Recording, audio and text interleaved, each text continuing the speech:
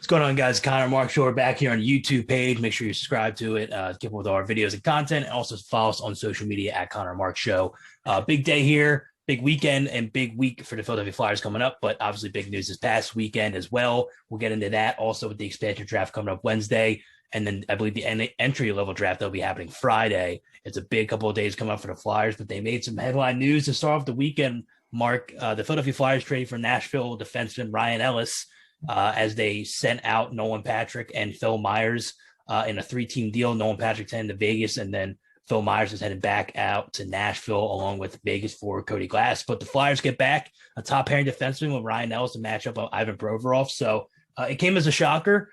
We knew that Chuck Fletcher coming in this offseason would be aggressive after the disappointing season they had in 2020. But what do you make of the first move for Ryan Ellis coming to the Philadelphia Flyers and what this means for the defense core on the back end? Yeah, I mean, first and foremost, I think it makes a statement for this Flyers team and really, shows that Chuck Fletcher was staying true to his word and wanting to, improve this team with the guys he already had. And Nolan Patrick is, going to be a free agent. I believe he is a free agent now that the season has ended. Yeah. I'm not sure if he's restricted or unrestricted, but I believe he's restricted free agent. Restricted, I believe. Yep. And Myers just got signed to a 3-year deal last year, 2.5 per, and really just didn't perform. 1 goal coming off that really good performance with Sanheim in the bubble. So I think, Chuck Fletcher just, Ryan Ellis is a great defenseman and saw an opportunity to go out there and acquired not only a great defenseman, but a guy who's had some experience before, been to the Cup in 2017 with the Predators. I believe he leads all active defensemen in goals over the last 5 or 6 seasons. So he is a great defenseman. He has that offensive mind, but he can also stay back. So I'm really excited to see how this changes not only the team going into next year, but the outlook. I mean, it's early, it's July, Stanley Cup playoffs, obviously, or the Stanley Cup ended about 3 weeks ago. So I don't believe this is the last move that Chuck Fletcher's going to make, but it was it was a great move to lead off the potential moves to follow. Well, they knew going into the offseason that top pairing defenseman was going to be such a huge hole that they had to fill, especially after the season they had, not only in net, but defensively speaking. They just didn't have enough guys on the back end that were reliable enough. Phil Myers and both Travis Sanheim had down seasons. I was optimistic that both those guys could bounce back, but if you could tell me you can bring in a guy like Ryan Ellis, a pair with Ivan Provorov, which is huge because he really only had one good pairing, I think, his whole career with Matt Niskanen. We saw how good that was, and that led to a pretty good run in the Stanley Cup Finals. So bringing in another defenseman to match up with Ivan Provorov is huge. And I love Ryan Ellis. I've been a fan of him ever since he started his career in Nashville. And I think he's going to be like a chemo teammate type of player. I know a lot of people like him. He's small, he's undersized, but he's not a liability defensively. And also he can produce on the offensive side of the end as well. So I'm excited about the Ryan Ellis addition. I think it's going to be huge for them going forward. And I don't think they're done. I think that maybe they can bring in another defenseman to pair with maybe Travis Sanheim on that second pairing, or maybe a third pairing with a Cam York who makes the team. We don't know yet, but looking at the rest of the defense, you have Provorov and Ryan Ellis at the top spot, and then you have Travis Sanheim, you have Justin Braun, Cam York, Gostisbehere is still there, even though he's left unprotected. We'll get into that in a second. So do you think they should go out and get another defenseman maybe to add on that second, third pairing, or maybe they should probably look at a third line center or someone up front they can get to put the puck in the net? I think with this move with Ryan Ellis, I really think it takes care of the heavy lifting, if you will. I mean, like we're talking about and just keep saying, he's a really good defenseman. He really is going to change this defensive pairing and defensive core as a whole. I think the point about Niskanen was spot on. I really think that elevated Provorov's game, not only in the defensive end, but you saw him feeling really comfortable with the puck, moving up the rink, making great offensive plays. Probably one of the best was the goal against Montreal in overtime. So I think that's a huge part. And yes, I do think they should go get another defenseman, and a name that really comes to mind. And he's a fresh name right now in the sense of being available. It's going to be Ryan Suter. I think if the Flyers can find one more veteran defenseman and a veteran defenseman, I think would be in the best form of a Ryan Suter. I think he would take on sort of a Chris Pronger role, obviously not to that level of skill, but definitely to that level of leadership. I think he would be great to bring in, and I think that would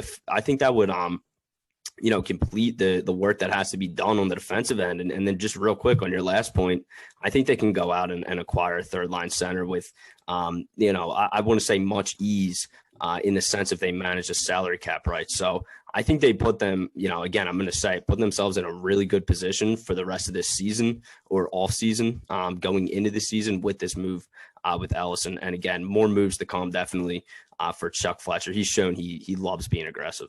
Yeah, Ryan Suter's an interesting name. He's obviously had a great career in Minnesota. And Chuck Fletcher signed him in Minnesota back when, was it 2011, 2012, when Chuck Fletcher was the GM of Minnesota Wild. So a while ago. Yeah, a while ago. So it's been a while. He has a history with Ryan Suter. I'm a big fan of Ryan Suter as well. I think that'd be a great addition. And we'll see how this goes. But transitioning outside that point of Ryan Ellis, and then now transitioning into the expansion draft that will be happening this Wednesday, which will be the 21st. The Seattle Kraken will be selecting their new team. Listen, Mark, a lot of big names, because we'll get into this at the end of it, because I think this list of players league-wide that are available for the Seattle Kraken to take is better than what the Vegas had to offer, in my opinion. And really, I know that a lot of them have big contracts and teams are trying to dump them, but if they're smart with their money, they can make a pretty good team. But going with the Flyers, they released their protection list this morning at 10 a.m. So protected for the Philadelphia Flyers, a surprising one to start off. Nick Aube-Kubel will be protected. Sean Couturier, not surprising. Claude Giroux, Kevin Hayes, Travis Konechny, Scott Laughton, Oscar Lindblom, and then Ryan Ellis, Provorov, Sanheim are the defenders, and then Carter Hart in net. So available for the Seattle Kraken if they want to take them: Jake Voracek, James Van Riemsdyk, Justin Braun, Shane Gostisbehere, and Robert Hagg. So looking at this this list that was dropped this morning, obviously Nick Aube-Kubel was a surpriser. People threw out that maybe JVR could be protected. I know that he's a really good goal scorer. He's still carrying a pretty big cap hit. I think right around $7 million to be in that ballpark. So looking at this list, you have Voracek, JVR, Braun, Ghost, and Hagg available for Seattle. I know we talked on the show Saturday that you thought that Voracek was the most likely odd. Yes. Yeah, so are you still in that boat with Voracek's could be the most likely guy to be taken with Seattle, or are you maybe leaning JVR, Ghost? Where are you thinking it's going to be going over here for Seattle?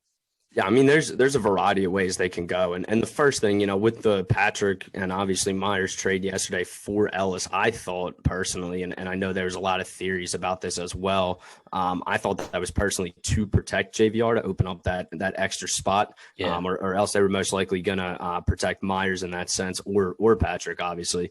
But yeah, I think, here's the biggest thing. And obviously I know you say the names and they really are glamoring. I mean, you see some of these guys, you have the opportunity to get a Hall of Fame goaltender and Carey Price. You have Vladimir Tarasenko. Obviously some injury question marks surrounding him.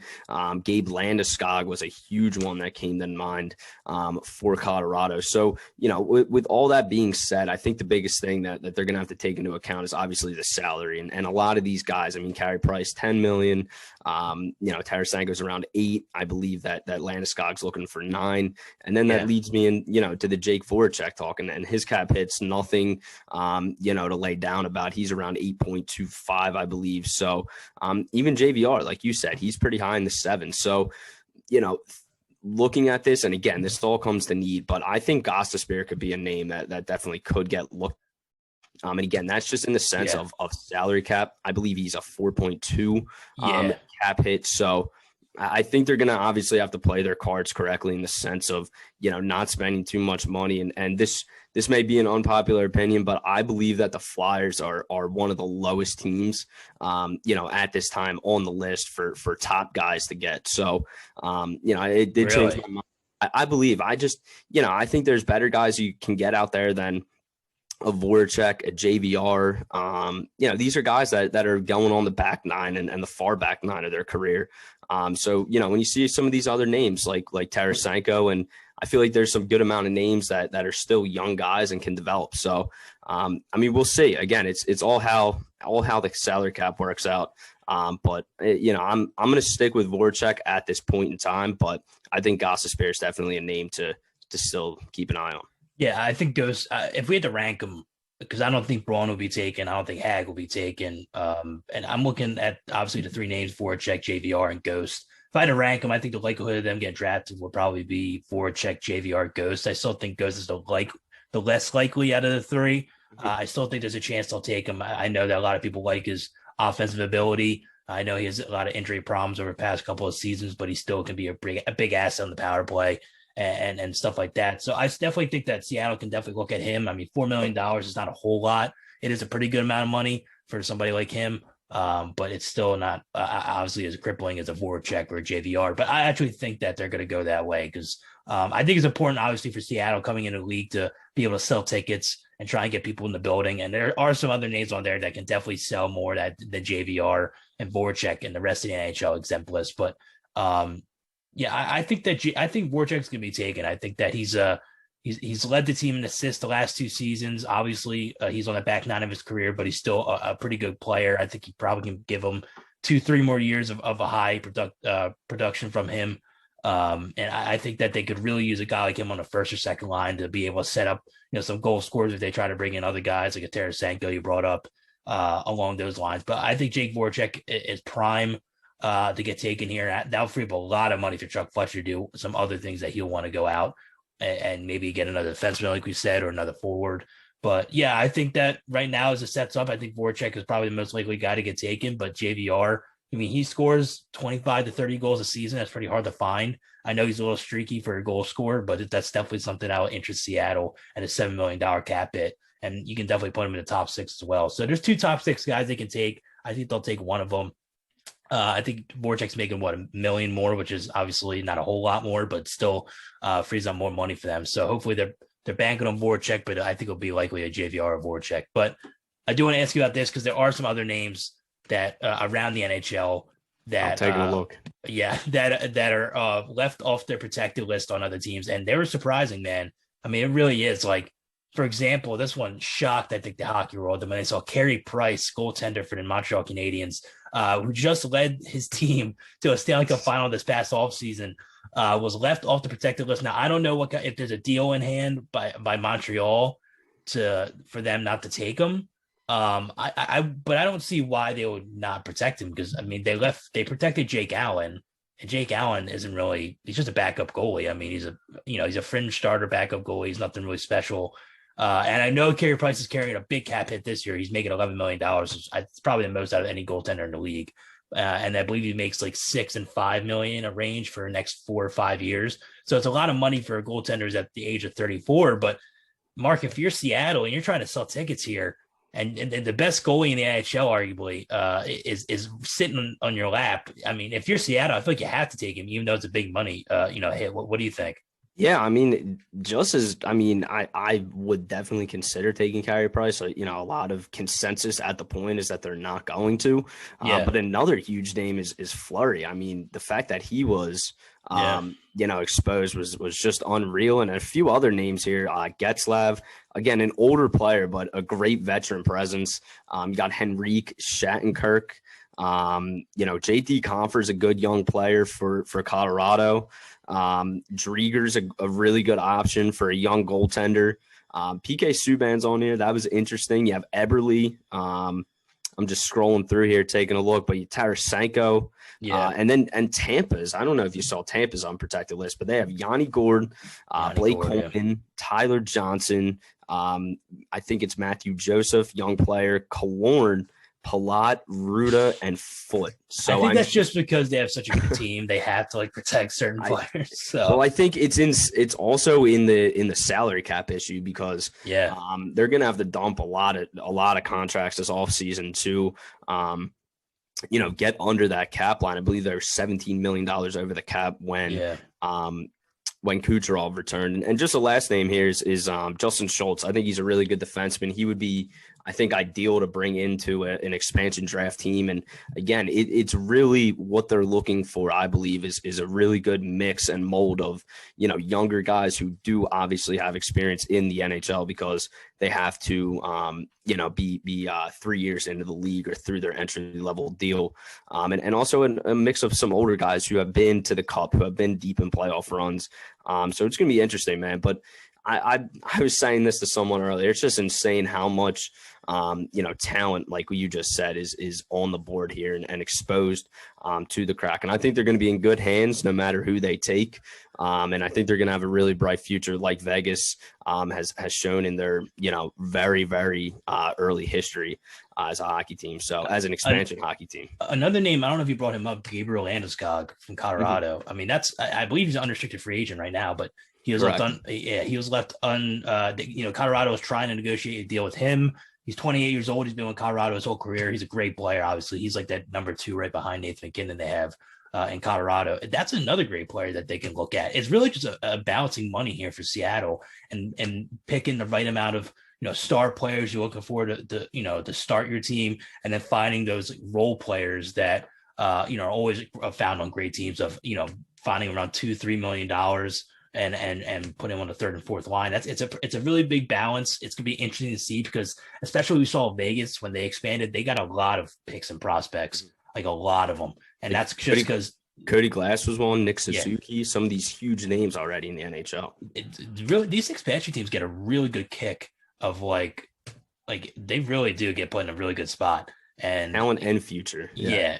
And they're also have the second pick in the draft too, which will be happening Friday, right? So that's insane. They're going to have a perfect balance of star players, I think, to start off, and then future players for next coming season. So like we said, Yanni Gord's an interesting name. He had a really good season. Max Domi is another name. Jake Bean is a restricted free agent. A lot of big names here. Honorable mentions like obviously Voracek, Nino Niederreiter. Niederreiter's very good. Jonathan Quick, obviously a great career in Los Angeles, has trouble staying healthy. So a lot of big names. It's going to be exciting Wednesday night, seeing what's going to happen and what kind of big moves are going to be happening. I'm expecting a big move, whether it's Carey Price, whether it's Landeskog. I definitely think they're going to have to go out and get 1 or 2 big guys, to try. You're going to have to sell tickets. That's the biggest thing for Seattle with a new team, a new franchise. New fan base, you have to be able to sell and market your team. And I think getting a guy like that, especially Carey Price, who's I think believes from British Columbia to be exact, which is not far from Seattle at all. That'll be a huge get, and that's going to sell, even though it's a lot of money down the line. That's going to be huge. I'm interested to see does Montreal have a deal with them not to take them, or they're baiting maybe Seattle to take that contract. Well, it could be, and what actually Minnesota did in the expansion draft, they gave Alex Tuch up to the Vegas Golden Knights, so they couldn't take anybody from Minnesota. Obviously, didn't play that well out for Minnesota as he's a superstar in Vegas right now, but they may have something in place such as that. And the last point I do want to leave off on is, Landeskog's the captain in Colorado, and obviously they're moving more towards a Nathan McKinnon wave. It seems to really be his team, obviously top 3 player in the NHL, in my opinion. But I think if they can get Landeskog, I believe he's asking for upwards of $9 million. Maybe a little past there. If they can find a deal kind of to bring him in and lead this team, I think he would be a wonderful, captain for this expansion team and their first captain in their history. So definitely something to keep an eye out on. But exactly like you said, and the exact story of this expansion draft is all going to come down to money and how you balance it and the players you draft. So I'm excited to watch and definitely will have a reaction to it, not only for the Flyers, but I'm sure for the entire draft. Yeah, and before we get going, I do want to touch on the NHL entry draft. The Flyers will be picking, I believe, 13th overall in this coming draft on Friday. I really think that there's a good chance here that the Flyers do end up trading that first round pick for maybe some type of impact player that can come in next year, whether it's I don't know who it is. I don't really have a lot of names off the top of my head that they could possibly go after, but like a center or some type of impact winger who could score, or even another defenseman. We don't know at this point, but I think they're pretty set right now in the prospect field. You got guys, obviously Morgan Frost, who's going to set up and have hopefully a bounce back year after getting hurt last season. Tyson Forster, who they drafted last year, who's a sniper who we actually played a pretty good year in AHL. You got Zade Wisdom. You got Cam York, who could possibly make the team next year and play a big role. So they have a lot of young guys coming in on top of the guys they originally drafted under the Hextall regime. So my question over to you before we end this video, what do you think the likelihood is that they trade this first round pick and just say, let's go get a guy this year and let's try and push for a playoff spot and make a run?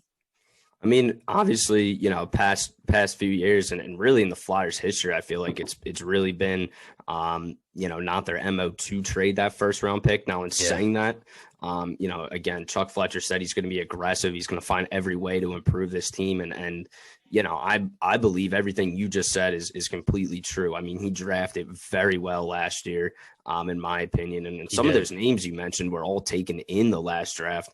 And then again, on top of the guys we do have down there. So, I'm going to go with the likelihood is going to be higher than it has been in past years. If they hold on to it, it's not going to be a real shock to me. But for sure, I think they should go out. I think they should spend that first round pick, and maybe even pair it up with a potential, player like a Ghost, or maybe even a Braun. Obviously, that's going to lower the trade value, but something that as a throw in or something of that nature that you can. Again, if you're going after a third line center or second line center, that may be the deal that you can put into place. So, again, going to be interesting. Could be a salary cap, trade as well. So definitely stay tuned. But I want to put it past Chuck Fletcher this year with the words he said and the action he just did yesterday by taking Ellis or trading for Ellis rather. Yeah, well, Chuck Fletcher's been aggressive, and it's going to be a roller coaster offseason here, Mark. I think it's setting up to be a very exciting week. It's going to be an important week for the Philadelphia Flyers and what's coming up. We'll have the expansion draft coverage Wednesday. We're going to expect to get out of the video, hopefully. I'm thinking we recorded Tuesday. We'll put it out that Wednesday morning. Obviously, touching up all the expansion draft, not only with the Philadelphia Flyers, but in the whole NHL and what could happen with the landscape of the Kraken coming in and picking their new team, along with the NHL entry draft.